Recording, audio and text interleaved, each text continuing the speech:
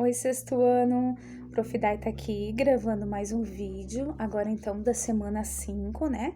E nós vamos dar início ao nosso conteúdo do segundo bimestre, tá bom? Então eu tô aqui com o material de vocês, o nosso material, o livro didático. Peguem o livro de vocês, lá na página 2, o nosso tema principal, então, desse segundo bimestre é olhares diferentes. Então, nós vamos poder entender um pouquinho mais o que são esses olhares diferentes que falam aqui, tá? Então, já trazendo algumas perguntas para começar o nosso diálogo, diz assim: será que todos os moradores desse prédio estão vendo a mesma paisagem pela janela deste prédio aqui que está se referindo, né? Observando, lendo aqui do lado e observando a imagem que temos aqui. Ainda que essas pessoas estivessem olhando para um mesmo elemento, será que todas elas veriam da mesma forma? Por que será que está pedindo se elas viriam da mesma forma? Porque elas não estão nem olhando do mesmo lugar, né? Umas estão mais abaixo, outras mais no meio, outras mais acima. Além das impressões visuais, as demais percepções dos sentidos sobre o ambiente seriam iguais para todos os moradores? Será que seriam iguais para todos os moradores? Será que todo mundo tem a mesma percepção, consegue ver os mesmos detalhes, tem as mesmas conclusões sobre a mesma paisagem? Começando a nossa investigação, então, sobre olhares diferentes, vamos pensando aqui, né? Na página 3, bem aqui em cima na página 3, traz os objetivos para esse segundo bimestre e a prof vai estar fazendo a leitura para vocês, tá bom? Realizar as experiências do pensar filosófico, explorando as relações entre a filosofia e a vida cotidiana. O que é a vida cotidiana é a nossa vida diariamente. Compreender elementos filosóficos presentes no diálogo e em diferentes gêneros textuais. Dialogar e argumentar para defender ideias e pontos de vistas, tá? Então, eu posso estar dialogando com quem está na minha casa, se tiver dúvida, pede para a prof no particular, tá? Perceber a importância da observação e da imaginação para a compreensão da realidade. Então, né, a gente vai estar desenvolvendo isso durante o segundo bimestre. E, por último, desenvolver a capacidade de apreciação das artes e de reflexão com base em obras artísticas, tá? O nosso primeiro subtítulo que aparece, então, é olhar para fora e para dentro. O que seria esse olhar para fora e para dentro? Em sexto ano, vamos lá, então, para a gente descobrir? Há muito para olharmos à nossa volta e podemos fazer isso de diversos modos, o que nos leva a perceber as coisas de maneiras distintas. Podemos, por exemplo, olhar através de uma janela.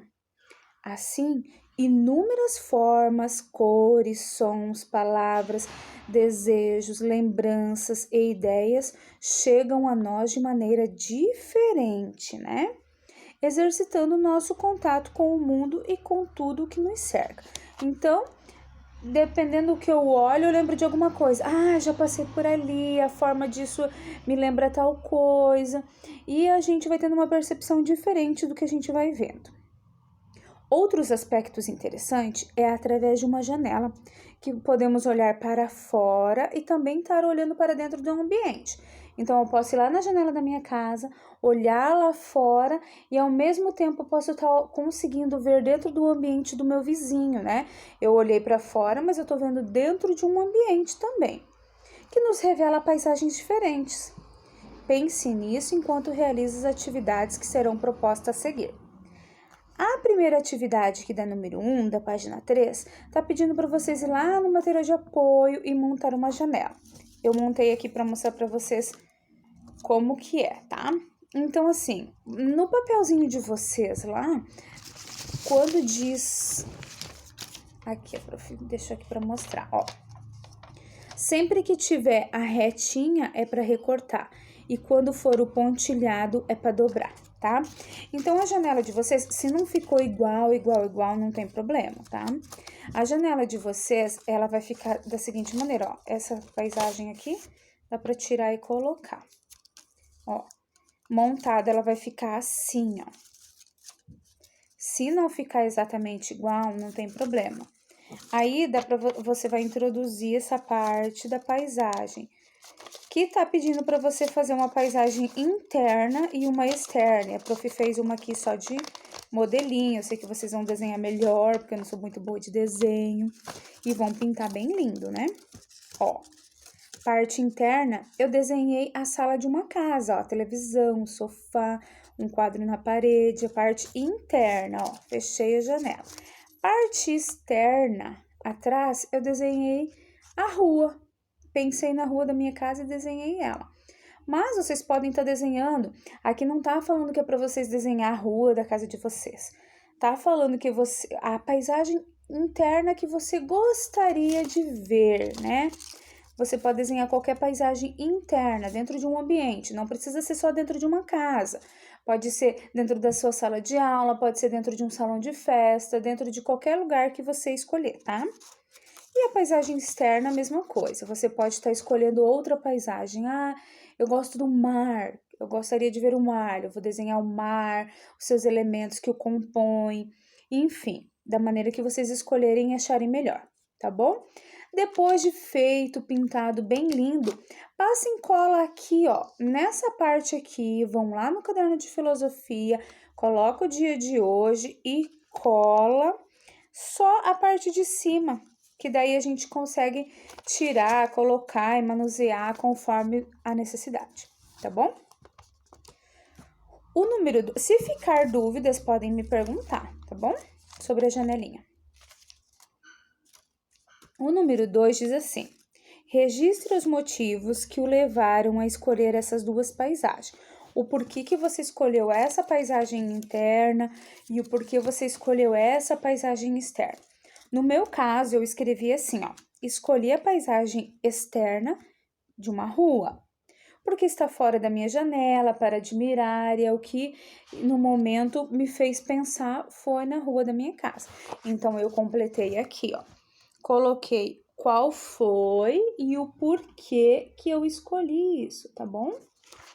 E a paisagem externa, a mesma coisa. Escolhi a paisagem externa de uma sala de casa, porque é aconchegante, é onde eu descanso, enfim, você vai colocar o seu porquê.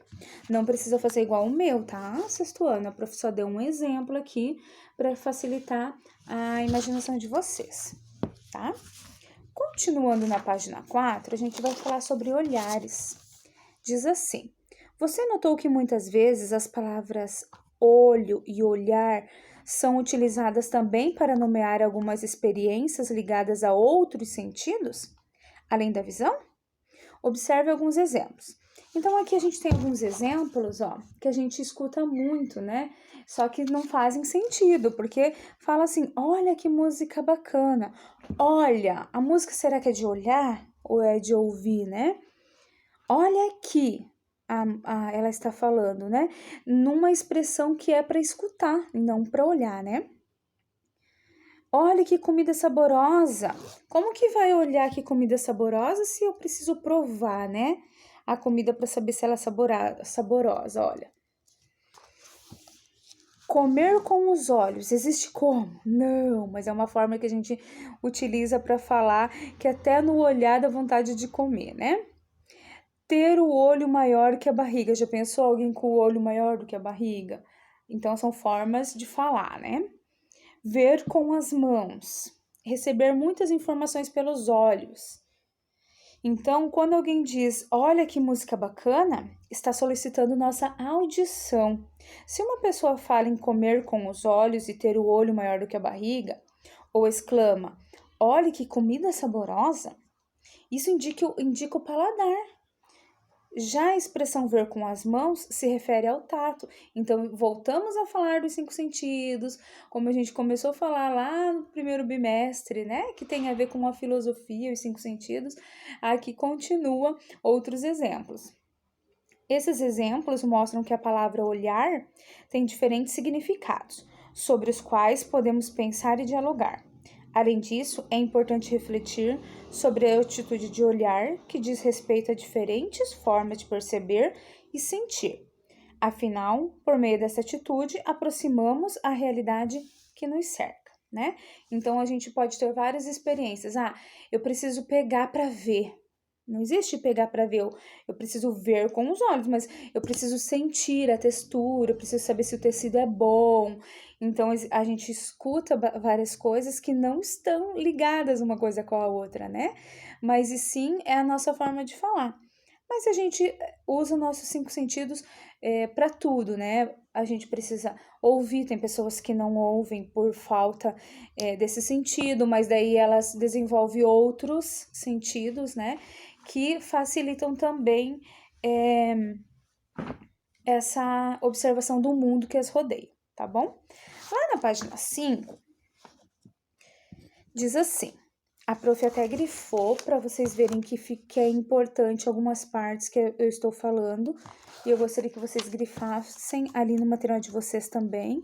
Essa é a primeira parte que eu vou ler, tá? Olhar é como transportar para dentro de nós algo que está fora, como uma máquina fotográfica, funcionando a cada piscada. Até aí foi onde eu grifei, né? Então, quando eu olho, eu estou registrando aquilo como uma máquina fotográfica, tá? Eu estou guardando lá na minha memória, lá no meu consciente, o dia que eu precisava falar, verdade, eu já vi, já ouvi falar, já tenho conhecimento sobre isso. Um clique, uma foto, uma imagem vista pela primeira vez. Um detalhe, uma percepção e uma sensação que acontecem em nós. Além disso, de acordo com o tempo, com os nossos interesses e nossas experiências, lançamos olhares diferentes para as mesmas coisas. A prof grifou essa segunda parte também, da palavra além até o pontinho coisas. Tá bom? Dá para ver? Assim, cada possibilidade de olhar representa um novo clique e uma nova percepção no pensamento. Olhando para o mar em uma tarde ensolarada ou chuvosa durante o dia ou a noite, ou enquanto caminhamos na areia ou fazemos um passeio de barco, captamos distintas imagens e temos diferentes sensações. Então, os olhares são diferentes dependendo do que eu estou fazendo, o momento do dia também.